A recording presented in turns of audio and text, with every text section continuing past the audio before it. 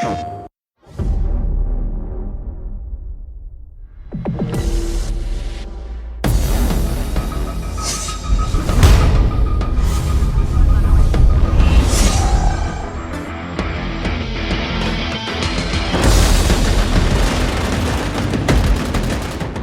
MAG is a game that's basically trying to take the first-person shooter genre and put it on steroids and take it to the next level.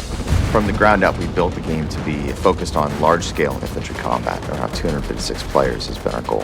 So we wanted to create an online multiplayer experience that would take things a couple generations further than anyone had seen before. Create large-scale effects, large-scale battles, large events, have the players feel like they're part of a much bigger battle, much bigger conflict than they would in any other game to this point.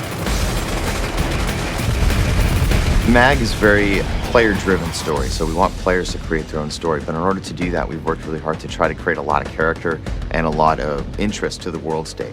So the game's based in about 25 years in the future.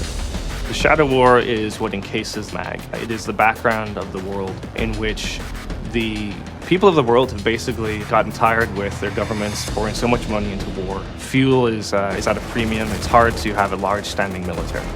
So private military corporations have risen to the forefront as groups that will perform the sort of duties and the sort of actions that government armies or national armies performed previously. So in this future, in the Shadow War, these PMCs are on the surface performing humanitarian acts, security operations, defensive operations, but secretly underneath the surface or the publicly viewed aspects of those PMCs, they are basically vying with each other for control of the contracts, the wealth.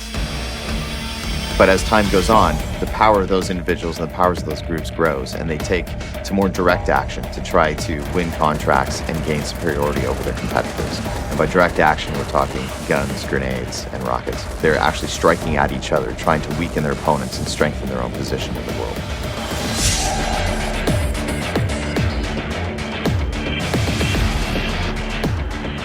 I think what's fun about the story is the fact that it's not too far of a stretch to be believable. And you can see what happens if we turn over too much of our national security as different nations around the world into private contractors. You can imagine how that might go a little bit rogue.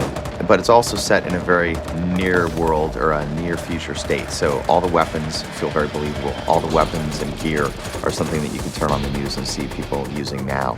So it feels really gritty. It's a future that's not overly dark, but also not exactly all roses. MAG is a game that I think will exceed expectations and is really bringing something that players haven't seen before to the gaming public.